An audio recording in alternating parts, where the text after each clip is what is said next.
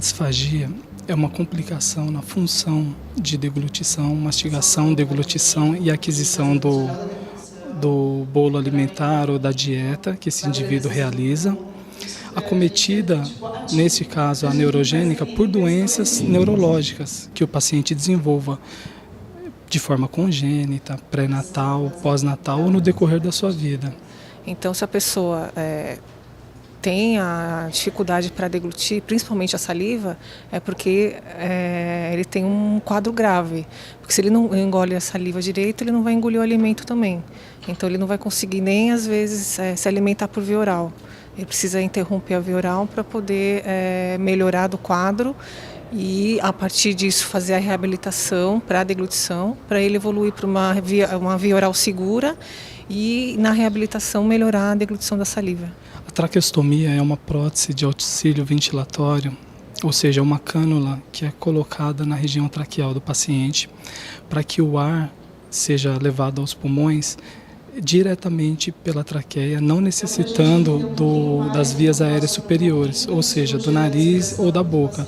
O paciente disfágico normalmente tem complicação na deglutição e essa complicação faz com que adentre na região respiratória micro-organismos, secreções, dieta. Esses pacientes necessitam de traqueostomia para evitar com que qualquer outro conteúdo que não seja o ar invada a região respiratória. A traqueostomia tem como objetivo principal favorecer o fluxo de ar do ambiente externo para dentro do pulmão, ou seja, permitir com que esse ar perfunda o parênquima pulmonar. A disfagia gera as complicações pulmonares. Então, essa é a correlação direta que tem o paciente disfágico e traqueostômico.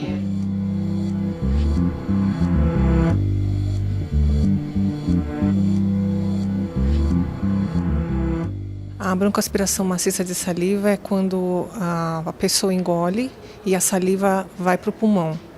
E maciço significa que toda a quantidade de saliva da boca, ela escorre na garganta e entra nas vias aéreas e vai para os brônquios e pulmão.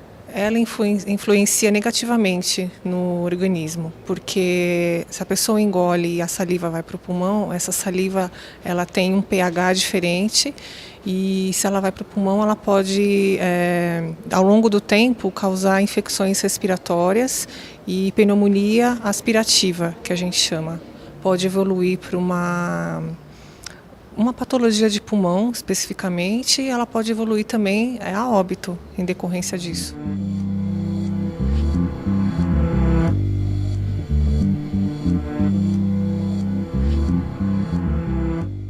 As crianças, elas podem apresentar, não só as crianças, né? Toda a população recusa, vergonha de comer na frente das outras pessoas, elas começam a apresentar uma voz mais úmida, elas tossem durante a refeição, elas acabam engasgando com uma facilidade, às vezes conversando, a pessoa engasga com a própria saliva.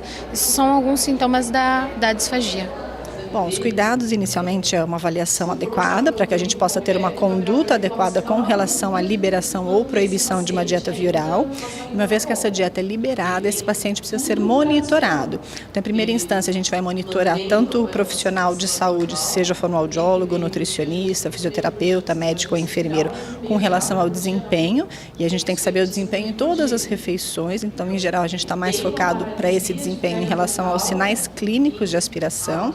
Porém, é extremamente importante que a família também participe desse monitoramento, sabendo o que é uma deglutição normal, o que é uma disfagia e qual é o tipo de disfagia que aquele paciente apresenta, para que eles possam também nos auxiliar nesse processo de monitoramento, para que a gente possa mudar a conduta sempre que for necessário.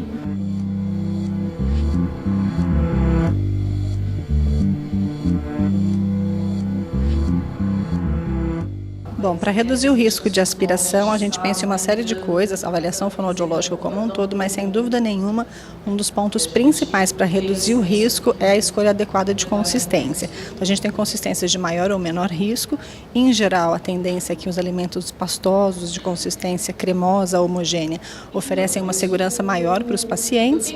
Os líquidos ralos, os alimentos mais sólidos ou grãos oferecem um risco maior, porém tem que ser individualizado, né? Não dá para dizer o que é seguro ou não, só de oferecer e ver se o paciente engasga ou não engasga. A gente tem que fazer toda uma avaliação do mecanismo motor, que é o que a gente chama de biomecânica da deglutição. E a gente faz isso avaliando a deglutição como um todo para cada oferta. Cada vez que eu mudo uma consistência, cada vez que eu mudo um utensílio, cada vez que eu mudo uma postura, eu tenho que avaliar todo esse mecanismo e aí sim chegar numa conclusão para que isso possa ser orientado para a família, dar continuidade, toda a equipe que cuida do paciente.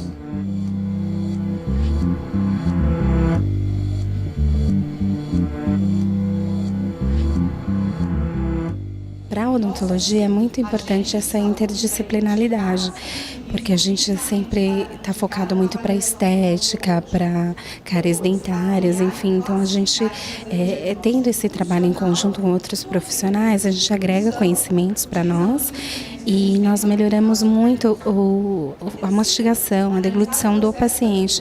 Esse problema de disfagia está muito ligado com a fase oral do paciente, com a hipotonia muscular, com vedamento labial.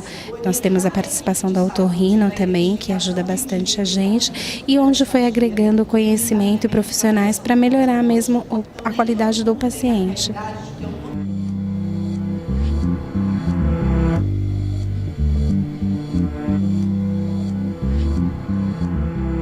A importância do otorrinolaringologista num paciente com disfagia é, na verdade, fazer o diagnóstico e orientar as fonos e o que precisa ser feito, intervir em casos mais extremos, em casos cirúrgicos. O trabalho que a gente faz de prevenção, todos os pacientes que ingressam nas casas André Luiz, eles passam por uma equipe multidisciplinar. Essa equipe ela vai fazer a avaliação completa do paciente, se ele tem capacidade de deglutir, que tipo de alimento ele tem capacidade de deglutir. Ele não é simplesmente colocado no leito e dado alimento para ele, não. Ele passa por toda a equipe vai decidir o que vai fazer com ele, tipo de alimento, se ele vai precisar ser sondado ou não, se ele necessita de uma gastrostomia ou não. Então toda essa prevenção é feita no ingresso do paciente já, além de as observações e avaliações diárias que a gente faz.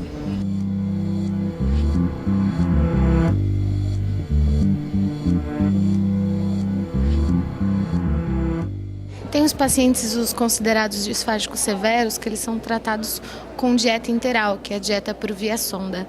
E ela pode ser usada, ela é chamada de via alternativa de alimentação. Ela pode ser usada parcial ou exclusiva. Aquele paciente que tem um risco absurdo de broncoaspirar, que vai tudo para o pulmão, a gente usa como via exclusiva. Então a pessoa vai ficar sondada para receber todo o aporte calórico e proteico necessário. E os pacientes que têm um pró-diagnóstico bom, eles ficam sondados e mantêm os estímulos por via oral para recuperar o estado nutricional, a sonda, e os estímulos via oral para melhorar o treino e reabilitação da disfagia.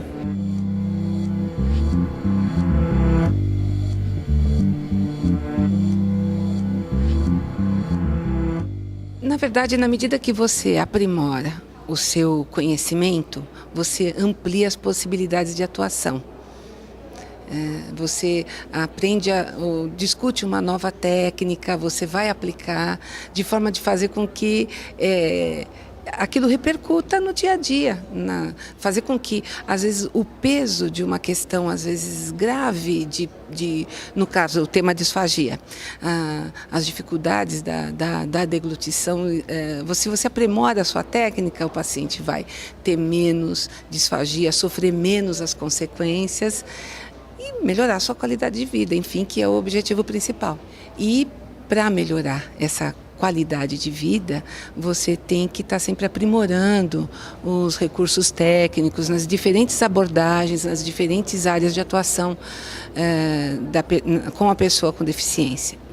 E esse encontro é a união de uma instituição com um número tão grande de pessoas com deficiência, com uma expertise no assunto, até pelos 61 anos de atuação, e uma aproximação com a universidade.